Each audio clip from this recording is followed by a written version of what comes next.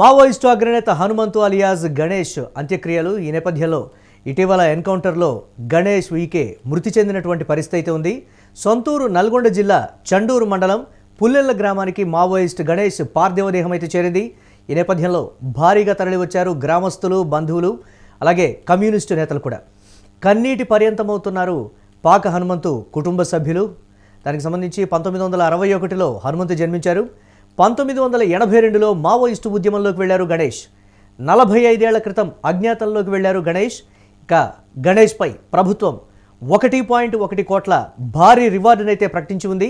4.5 దశాబ్దాలుగా మావోయిస్టు ఉద్యమంలో కీలక పాత్ర పోషించారు గణేష్. సెంట్రల్ కమిటీ మెంబర్గా కూడా పనిచేశారు హనుమంతు. ఇక పలు కీలక దాడుల్లో గణేష్ హస్తం ఉన్నట్లుగా తెలుస్తోంది. గణేష్ అంత్యక్రియలపై పోలీసులు డేగ కన్ను వేసినటువంటి పరిస్థితి ఉంది.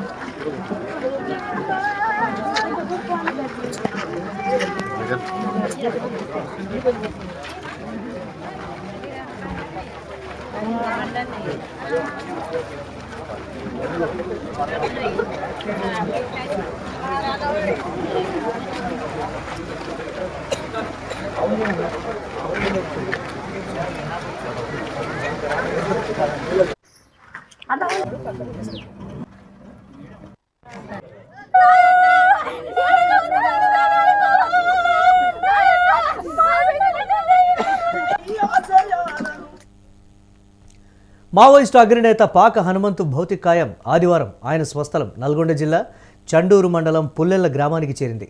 ఇక ఆయన స్వగృహానికి పార్థివదేహం అయితే చేరుకుంది. పాక హనుమంతు అంతిమయాత్రలో మునుగోడు మాజీ శాసనసభ్యుడు కూసుకుంట్ల ప్రభాకర్ రెడ్డి, వందలాది మంది కమ్యూనిస్టు అభిమానులు, ఉద్యమకారులు, గ్రామస్తులు పాల్గొన్నారు. కాగా ఒడిశా రాష్ట్రం కంధమల్ జిల్లా అడవుల్లో బుధవారం చోటు చేసుకున్న ఎన్కౌంటర్లో మావోయిస్టు సీనియర్ నేత, కేంద్ర కమిటీ సభ్యుడు హనుమంతు అలియాస్ గణేష్ ఉయికే మృతి చెందారు. కంధమల్, గంజాం జిల్లాల సరిహద్దు చకపాడ సమీపంలోని రంభా ఫారెస్ట్ రేంజ్లో జరిగినటువంటి ఈ ఎదురుకాల్పుల్లో హనుమంతుతో పాటు మరో 3 మావోయిస్టులు కూడా ప్రాణాలు కోల్పోయిన విషయం తెలిసిందే.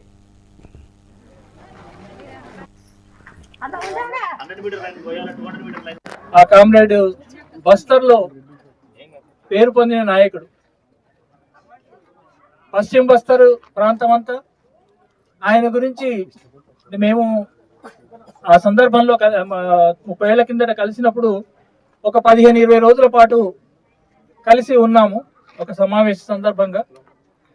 అయితే ఆ కామ్రేడ్ గురించి అప్పటికే చెప్పిన వాళ్ళు, అక్కడ ఆ కామ్రేడ్ని చాలా సన్నిహితంగా తెలిసిన వాళ్ళు, ఆయన అంటే మన ఈ పశ్చిమ బస్తర్ ప్రాంతంలో ప్రతి గ్రామంలో ప్రతి ఇల్లు ఇంటిలోని ప్రతి మనిషి, చిన్న పిల్లల దగ్గర నుంచి పెద్దవాళ్ళ దాకా ఆయన చాలా బాగా తెలుసు. ఆయన ప్రతి ఒక్కరికి సంబంధించి వివరాలు కానీ, అంటే కొంతమంది చెప్పేది ఏంటంటే ఒక 3 తరాల మనుషుల గురించి, ఏ గ్రామంలో ఏ ఇంటి గురించి చెప్పినా ఆ ఇంట్లోని 3 తరాల గురించి కూడా చెప్పగలిగేటంత అంతటి సాన్నిహిత్యము, అంతటి ప్రజల్ని అంత గొప్పగా ఆర్గనైజ్ చేసిన వ్యక్తి కామ్రేడ్ పాక హనుమంత్. ఆయన ఇక్కడి నుంచి వెళ్ళిన తర్వాత కూడా ఆయన బస్తర్కు వెళ్ళకంటే ముందే ఛత్తీస్గఢ్లోని ఇతర పట్టణాల్లో, ఇంకా నాకు తెలిసి వేరే జార్ఖండ్లో కూడా ఒకసారి ఆయన్ని అక్కడికి పంపించారని, అంటే విప్లవోద్యమాన్ని నిర్మించడానికి పంపించాడని విన్నాను. అది ఎంతవరకు పూర్తిగా కరెక్టో తెలియదు కానీ, అయితే ఛత్తీస్గఢ్లో మాత్రం ఆయన పట్టణాల్లో కూడా ఆయన్ని ఆర్గనైజ్ చేయడానికి ఆయన్ని పంపించారు. ఆ తర్వాత గ్రామీణ ప్రాంతాల్లో నేను ఇంతకుముందు చెప్పినట్టు ముఖ్యంగా పశ్చిమ బస్తర్ ప్రాంతాల్లో ఆయన ఆర్గనైజర్గా, జిల్లా కమిటీ సభ్యుడిగా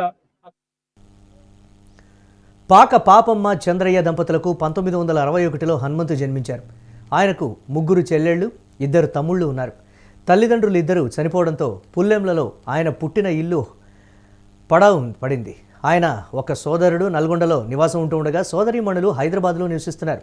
హనుమంతు నల్గొండలోని నాగార్జున డిగ్రీ కాలేజ్లో డిగ్రీ బీఎస్సీ కోర్సు చదివారు. డిగ్రీ 2వ సంవత్సరంలో ఉండగానే మావోయిస్టు ఉద్యమం వైపు ఆకర్షితుడై పార్టీలో పూర్తికాలం కార్యకర్తగా ప్రస్థానం ప్రారంభించారు. 1982లో బీఎస్సీ 2వ సంవత్సరం చదువుతూ ఉండగా రాడికల్ స్టూడెంట్ యూనియన్ అధ్యక్షుడిగా పనిచేశారు. అదే సమయంలో కాలేజీలో ఆర్ఎస్ఎస్, ఏబీవీపీ నేతలతో జరిగిన విద్యార్థి సంఘాల గొడవల్లో హనుమంతు కీలక పాత్ర వహించినట్లుగా తెలిసింది.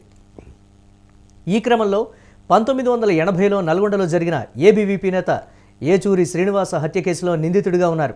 అప్పటి నుంచి అజ్ఞాతంలోకి వెళ్ళిపోయి అప్పటి పీపుల్స్ వార్ ఉద్యమంలో చేరి వెనుదిరిగి చూడలేదు.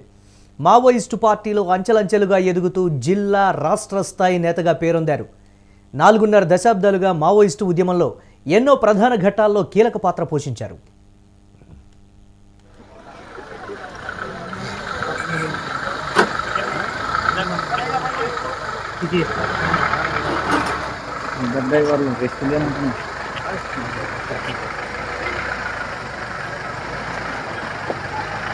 అంతర్జాతీయ మనం యుద్ధాలు చూస్తున్నాం.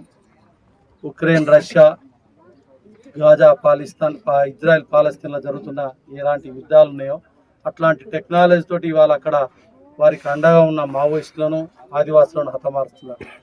ఇవన్నీ కూడా బూటపక్ ఎన్కౌంటర్లు. దానిలో భాగంగా మన 25 డిసెంబర్న ఉదయం జరిగిన ఎన్కౌంటర్, పాక హనుమంతు ఎన్కౌంటర్ కూడా బూటపక్ ఎన్కౌంటర్ అని మా లాంటి పౌర హక్కుల సంఘాలు, ప్రజా సంఘాలు, ఛత్తీస్గఢ్ రాష్ట్రంలో ఉన్న ఆదివాసీ సంఘాలు, అక్కడ ఉన్న అడ్వకేట్లు అందరూ చెప్తున్నారు.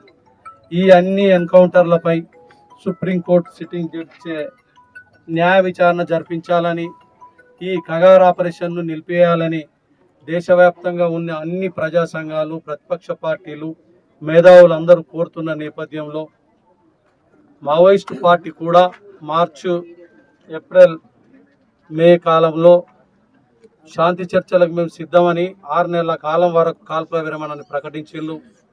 శాంతి చర్చల ప్రక్రియ మొదలవుతున్న క్రమంలో కూడా కేంద్ర ప్రభుత్వం, మరీ ముఖ్యంగా అమిత్ షా, మోడీలు మేము మార్చి 31, 2026 లోపల మావోయిస్ట్ రహిత దేశంగా చేస్తాం, నక్సలిజం లేకుండా చేస్తాం, కూకటివేళ్లతో నిర్మూలిస్తామని చెప్పేసి ఒక కుట్రపూరితంగా రాజ్యాంగం మీద ప్రమాణం చేసిన ఒక ప్రభుత్వం వాళ్ళు ఇవాళ ఆ కగార్ ఆపరేషన్ను అదే విధంగా కొనసాగిస్తున్నారు.